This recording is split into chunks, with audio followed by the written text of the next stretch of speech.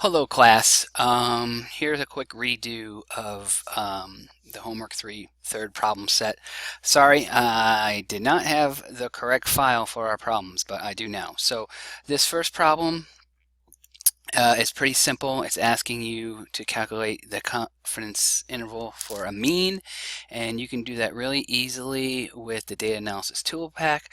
Just make sure you have the data set up, and it doesn't have to necessarily be in a column. It can be in a row, but Excel is meant to be set up in columns. So I would get in the habit of that. So I have our data here. You'll notice we have the outlier, and again, the outlier is an outlier because it's usually a really big number or a really small number, typically 1.5 times different than the quartile 1 or quartile 3 value, and within that range. So just so you know.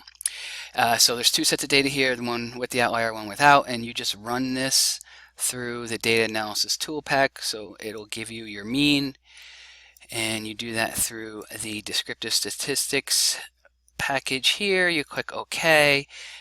You need to select your data. So for the first set of data, it's there. It's in columns. I have labels in the first row, and you need a place to put it. I put it in the same worksheet. So when you check that button and click in here, I can put it right here.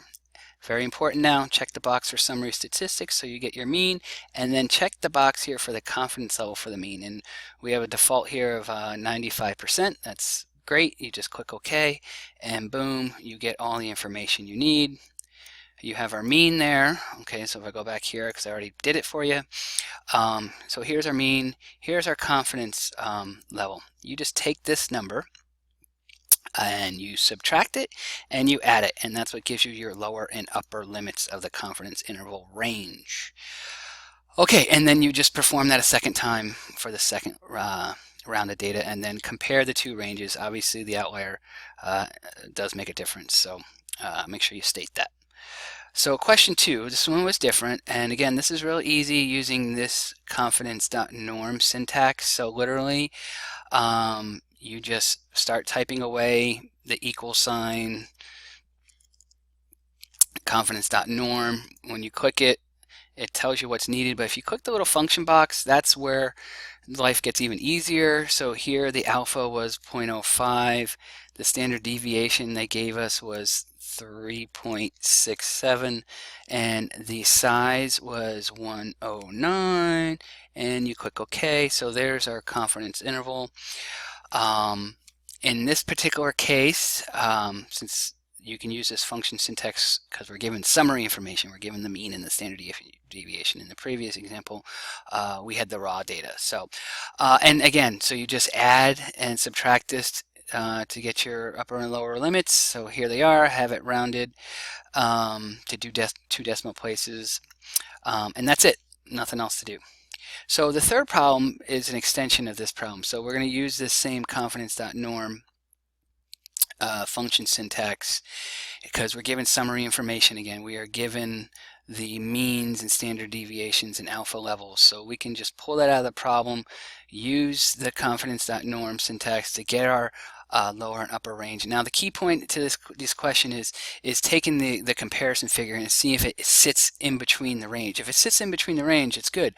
But if it's less than the lower limit or above the upper limit, then that's not good. So in terms of hypothesis testing, you will want the target value to be in between the range. If it's between the range, then you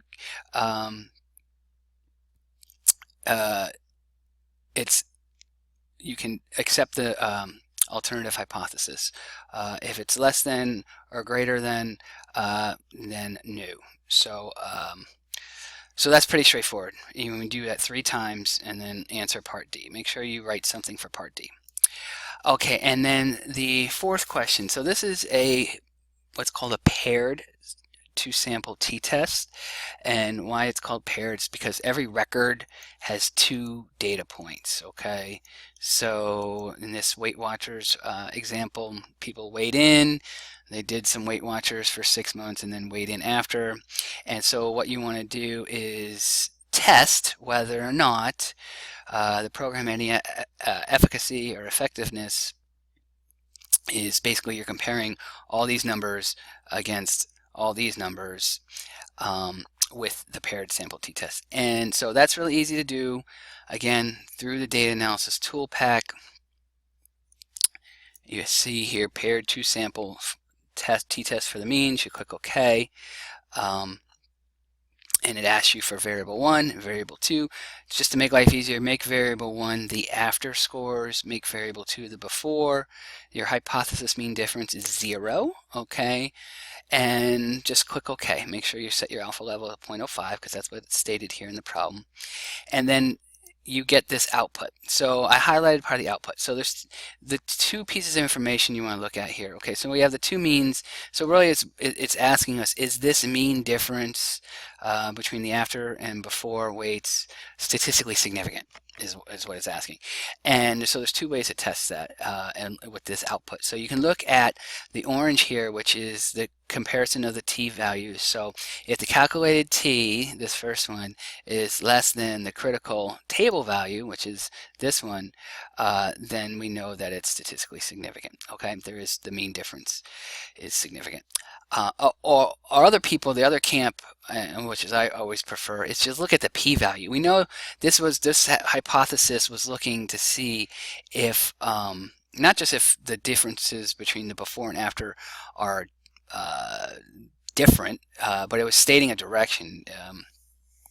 It was saying that the after scores would be less than the before scores. So that cues us in that this is a one-tailed test.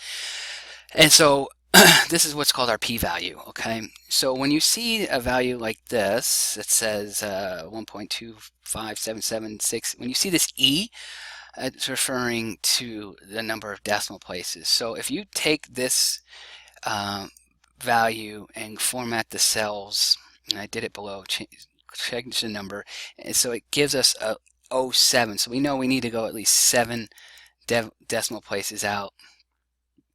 You click OK, it'll look like that. And you can go more. If you want to go 8, you can go 8. If you want to go 9, you can go 9. So if this p-value is less than 0.05, and that's why it gave us this 0.05 here, okay, in which it is, then we know that it's statistically significant. Okay, so that's it. Any questions, just ask.